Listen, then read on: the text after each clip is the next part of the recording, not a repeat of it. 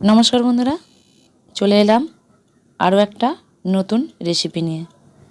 তো রেসিপিটা শুরু থেকে শেষ পর্যন্ত দেখার জন্য অনুরোধ রইল।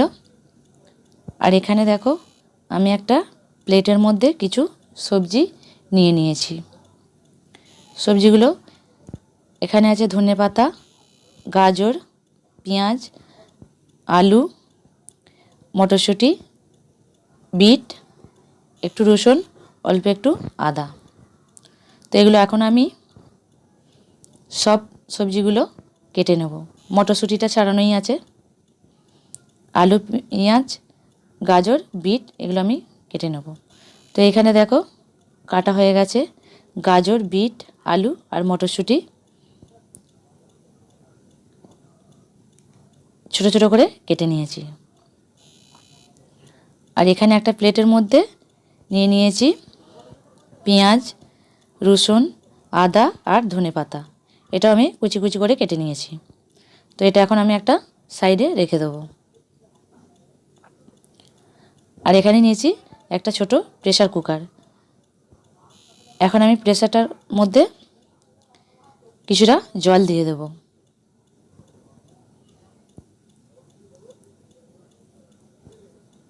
জলটা দিয়ে দিয়েছি, অল্প করে জল দিয়েছি, যেহেতু সবজিগুলো আমি কুচি কুচি করে কেটেছি, সেদ্ধ হতে বেশি টাইম লাগবে না।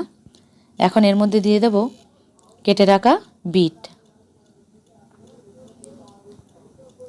দিয়ে দেব মটরশুঁটি, গাজর দিয়ে দিলাম, সবশেষে দিয়ে দিলাম আলু। এটা এখন আমি মুখটা বন্ধ করে দেব। দেওয়ার পর গ্যাসে আমি এটা বসিয়ে দেব। দিয়ে সবজিগুলো আমি এখন সেদ্ধ করে নেব। দেখো সেদ্ধ করা হয়ে গেছে। গাজর, বিট, মটরশুঁটি আর আলু আমি সেদ্ধ করে নিয়েছি। এখন এর মধ্যে কিছু শুকনো উপকরণ আমি মেশাবো। এখানে নিয়েছি গোটা গরম মশলা, ভেজে গুঁড়িয়ে নিয়েছি, দিয়ে দিলাম।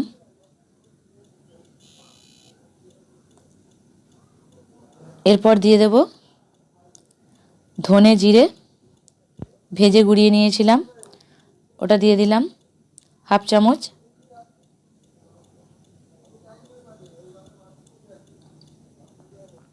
এবার দিয়ে দেব অল্প করে একটু লঙ্কার গুঁড়ো।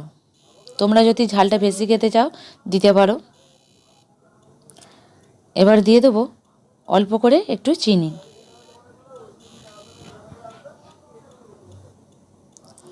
এবারে দিয়ে দেব স্বাদ মতো নুন। দিয়ে ভালো করে আমি এটা এখন হাতে করে মেখে নেব। আর হাতে করে ভালো করে চেপে চেপে মাখতে হবে। আর মটরশুঁটির যে দানাগুলো আছে ওগুলো আমি একটু ভালো করে চেপে চেপে মেখে নিয়েছিলাম। পুরো গোটা গোটা থাকলে কিন্তু ভালো লাগবে না। এইভাবে চটকে চটকে মেখে নিয়েছি। দেখো মাখাটা পুরো রেডি হয়ে গেছে আমার। আর এখানে দেখো কড়া বসিয়ে দিয়েছি। কড়াই আমি অল্প একটু তেল দিয়ে দিয়েছি। তেলটা গরম হয়ে গেছে। দিয়ে দিলাম আদা রসুন কুচি। এখন আমি আদা রসুন কুচিটা তেলের মধ্যে ভেজে নেব। এইভাবে নাড়তে থাকবো। একটু লাল লাল করে আমি আদা রসুন কুচিটা ভেজে নেব। তো লাল করে ভাজা হয়ে গেছে দেখো। এবার এর মধ্যে দিয়ে দেবো কুচিয়ে রাখা পেঁয়াজটা। পেঁয়াজটা দিয়েও আমি আবার একটু ভেজে নেব। পেঁয়াজটা ভাজা হয়ে গেলে তারপরে দিয়ে দেবো যে আমি গাজর, বিট, আলু সেদ্ধ করে রেখে মেখে নিয়েছিলাম, তো সেইটা এখন দিয়ে ভালো করে একটু পেঁয়াজের সঙ্গে আদা রসুনের সঙ্গে ভেজে নিচ্ছি।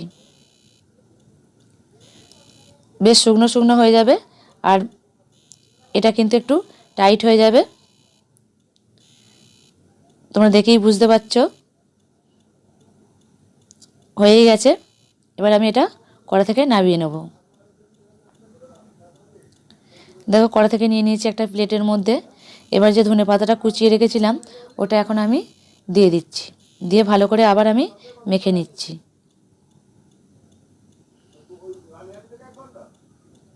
এভাবে সব ধনেপাতাটা মিশিয়ে নিলাম।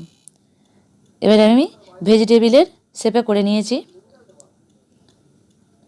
আর এখানে নিয়েছি ব্রেড ক্রাম্বস। তো এখন এইগুলো এর মধ্যে আমি একটা একটা করে ব্রেড ক্রাম্বসটা মিশিয়ে নেব। ভালোভাবে মেশাতে হবে। এখানে কিন্তু ময়দার কর্নফ্লাওয়ার আমি ব্যবহার করিনি। দেখো সবগুলো আমার ব্রেড ক্রাম্বের সঙ্গে মেশানো হয়ে গেছে। এখন এগুলো আমি ভেজে নেব।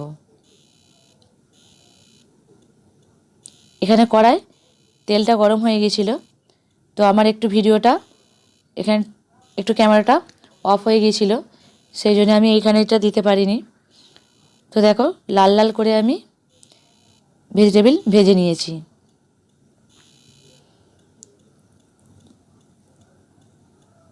আরও অল্প আছে, তো এগুলোও এখন আমি তেলের মধ্যে দিয়ে ভেজে নেব।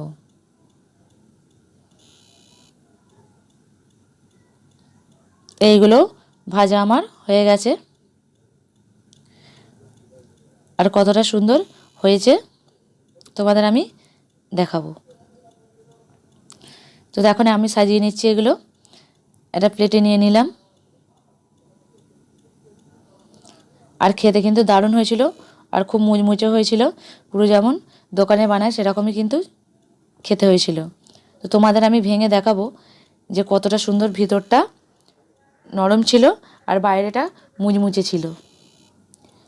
তো দেখো একটা এখন আমি তোমাদের ভেঙে দেখাচ্ছি। দেখো কতটা খাস্তা হয়েছিল, আর ভিতরের পুরটা দেখো পুরো একদম চপের দোকানের মতোই কিন্তু ভেজিটেবিলটা বানিয়েছিলাম। আমার